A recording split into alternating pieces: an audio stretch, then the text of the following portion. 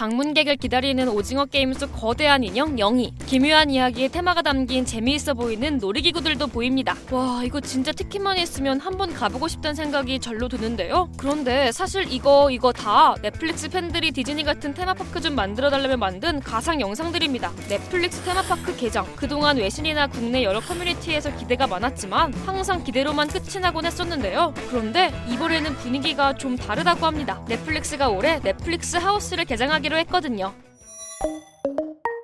넷플릭스 하우스는 이렇게 오징어 게임 체험관처럼 넷플릭스의 IP, 그러니까 지식재산권을 활용해 꾸민 곳인데요. 축구장보다 넓은 공간에 기묘한 이야기, 오징어 게임 같은 넷플릭스 IP를 테마로 한 여러 구역을 조성해서요. 방문객들이 작품 속 순간을 직접 경험하고 체험할 수 있는 시설들을 가득가득 채울 예정이래요. 예를 들어 오징어 게임에 나온 유리다리를 건너보고 불이 젖은 무도회장에서 춤도 춰보고요. 넷플릭스 요리쇼에 나온 음식을 먹어보는 시기죠. 물론 디즈니랜드처럼 놀이기구를 중심으로 운영되는 테마파크는 아니지만요. 이 소식이 유독 사람들의 주목을 받는 이유가 따로 있다고 합니다. 그동안 넷플릭스가 각 개별 IP를 활용한 체험존을 임시로 운영한 적은 있지만 이렇게 다양한 IP를 한데 모은 대규모 상설 공간을 여는 건 처음이라는 거죠. 특히 경험 소비라는 콘텐츠 산업의 새로운 문화에 넷플릭스가 본격 대응하기 시작했다는 걸 의미 있게 보는 시각도 많아졌습니다. 예전엔 IP의 주된 매력 포인트가 단일 작품에 완결된 스토리였다면 이젠 스크린을 벗어나 현실로까지 이어지는, 그러니까 IP가 제공하는 특별한 경험이 더 중요한 소비 가치로 떠오르고 있는데요. 이런 흐름을 넷플릭스도 감지하고 있다는 걸 보여주는 게 바로 넷플릭스 하우스 같은 모델이라는 거죠. 그래서인지 이 소식 이후 넷플릭스가 앞으로 테마파크 만들 거란 뉴스가 쏟아졌는데요. 그렇다면 여기서 궁금해지는 점 하나, OTT인 넷플릭스가 굳이 돈 많이 드는 사업인 테마파크에 뛰어들 필요가 있을까 싶은데, 사실 OTT 같은 IP 저작권자들에게 테마파크는 매우 중요한 사업 기회라고 해요. 우선 화면으로만 보던 IP를 사람들이 테마파크에서 직접 보고 만지고 체험도 하면서 더 깊이 몰입하게 되고요.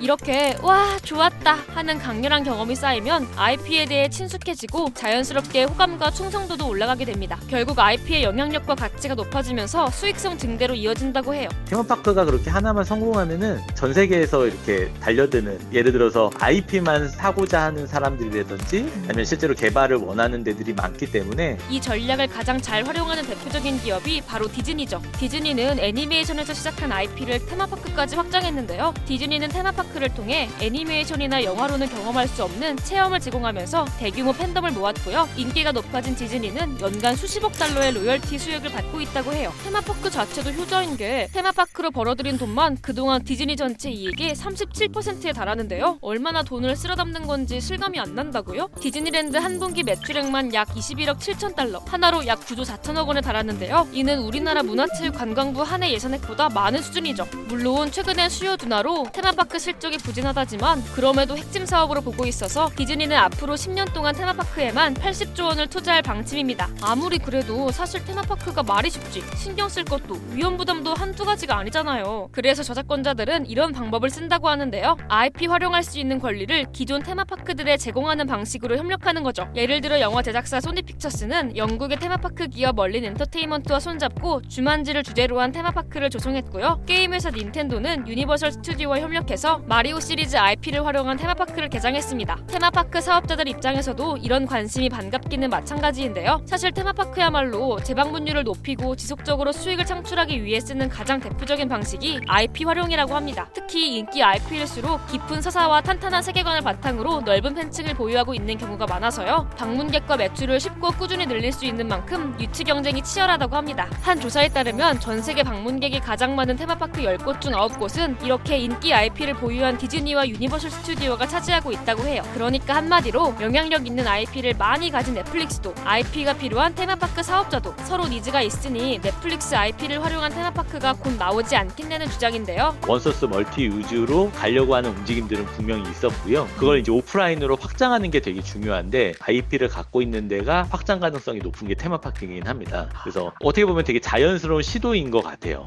또 OTT가 사업 특성상 장기적으로는 수익 다각화에 나설 수밖에 수밖에 없는 구조라고 합니다. 그러니까 OTT라는 것 비즈니스 자체가 비용은 되게 많이 들어가는데 수익은 별로 나는 비즈니스가 아니라서 결국은 IP를 활용할 수 있는 높은 수익을 창출할 수 있는 관련 비즈니스를 계속 확장해 나가는 중이다, 이렇게 전 보고 있거든요. 이렇게만 보면 테마파크 안 할 이유가 없어 보이지만 영향력 있는 IP를 가졌다고 다 테마파크에 성공하리라는 보장은 없죠. 세계 상업 영화계를 지배해온 파라마운트도 테마파크 사업에 도전했다가 쓴맛을 본 경험이 있을 정도니까요. 스트리밍 사업을 넘어 점점 IP를 경험과 연결시키고 있는 넷플릭스. 과연 넷플릭스의 큰 그림은 무엇일까요? 그리고 어떤 미래를 꿈꾸고 있는 걸까요? 여러분의 생각을 댓글로 남겨주세요. 근데 넷플릭스가 테마파크 만들면 어떤 모습일까? 되게 궁금하긴 하다.